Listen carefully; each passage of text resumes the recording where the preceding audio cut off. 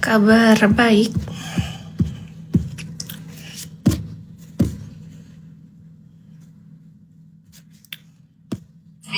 That she wasn't the girl for me, girl for me. Aku baru mandi, tak tuntuang, tapi masih cantik juga. Tak tuntuang. Apalagi kalau sudah mandi tak tuntuang, pasti cantik sekali. Orang cuaca dingin makan es krim, ini enaknya pelukan. Cuaca begini, seandainya ada yang dipeluk sih nggak siaran aku. Bagus aku pelukan, enak. Saya nggak ada yang dipeluk juga, cuma ada guling doang. Udahlah siaran aja lah kataku, daripada aku kagak ngapa-ngapain, cuma nyapu, ngepel, nyetrika, cuci baju, cuci piring, kasih makan kucing gitu terus diulang-ulang. Bosan, aku udah bosan.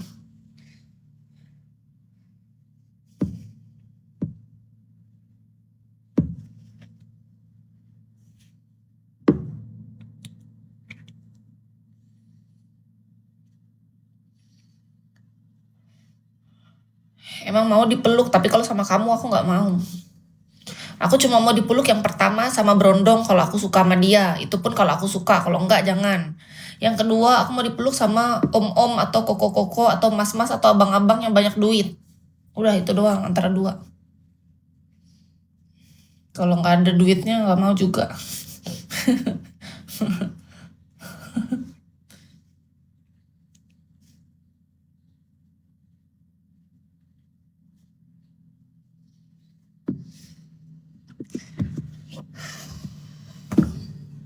Emangnya harus hidup tuh nggak boleh sendiri, harus 10 orang gitu.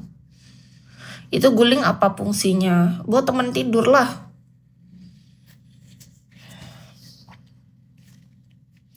Emang suami kamu mana, Neng? Masih dicatat sama malaikat, menunggu antrian katanya. Tapi menurut Kis kayaknya memang Kis disuruh sendiri seumur hidup deh. Soalnya sudah 5 tahun ini berjalan. Kayaknya emang iya nih, curiga aku. Kis sudah curiga kenikmatan bercinta. Kis tuh udah dicabut sama Yang Maha Kuasa. Biar Kis tuh fokusnya cuma sama diri sendiri. Omongan adalah doa, ya bisa jadi. Menurut Kis, kalau memang itu adalah doa misalnya ya nggak apa-apa juga sih sebenarnya. Karena menurut Kis pribadi apapun itu ya udah ikhlas gitu. Mau disuruh sendiri seumur hidup, mau nanti disuruh jatuh cinta lagi, apapun itu sudah siap.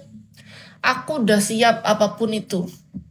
Disuruh sendiri juga nggak apa-apa, aku juga tetap bahagia. Kalau disuruh jatuh cinta lagi, aku juga bahagia gitu. Sendiri juga nggak apa-apa. Sudah menjadi pilihan kamu kan. Sebenarnya sih kalau ada pilihan yang lebih baik, misalnya nih ada pasangan yang menurut kita pas, mau sebenarnya. Tapi ketimbang sama orang yang kita belum suka, ya mendingan sendiri lah. Iya, udah berdamai, udah menerima lah. Apapun itu, udah nggak neko-neko kayak dulu banyak mau. Pengen dapat cowok yang penyayang lah, setia lah, nggak perokok lah, banyak kali maunya, bacot. Giliran nggak dikasih yang sesuai yang kita mau, nangis, sakit hati. Dapatnya misalnya yang selingkuh, yang tukang marah-marah. Gara-gara kita suka yang setia kan, kita suka yang jujur, tahu-tahu dibohongin terus. Sakit hati, hidup tuh kayak gitu. Makanya jangan banyak mau, jangan banyak bacot. Kebanyakan mau, pas nggak dapat yang dimau, nangis. Sakit hatinya bertahun-tahun, susah sembuhnya.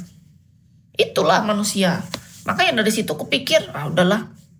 Iya, mendingan jangan banyak mau.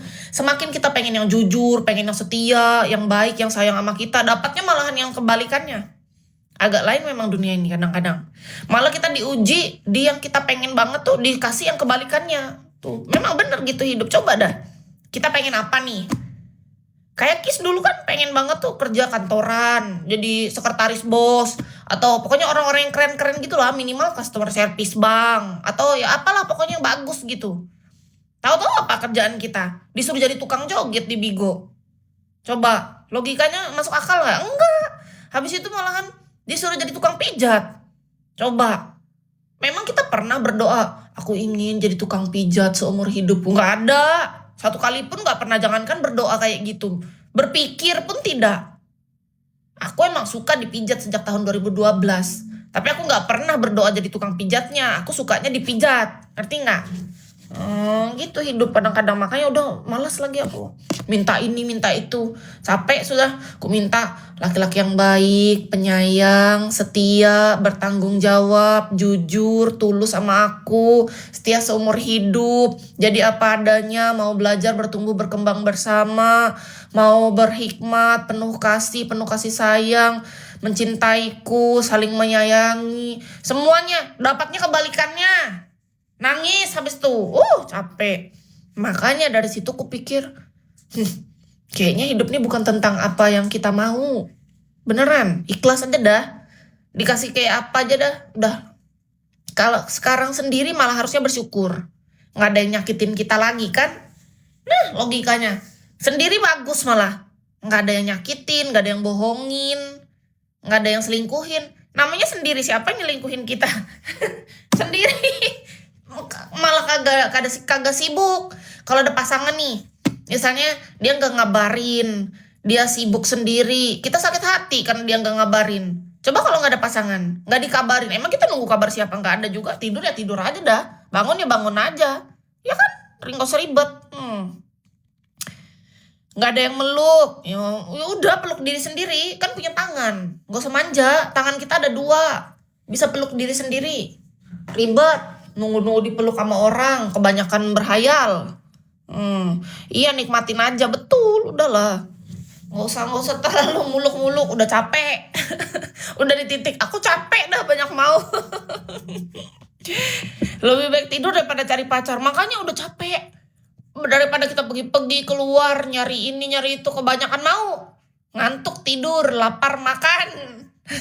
Nggak ada duit kerja. Ya kan? Nggak ada duit kerja.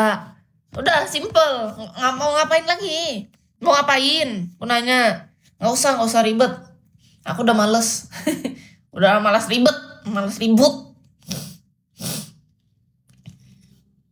Dan malas buang-buang waktu sih sebenarnya.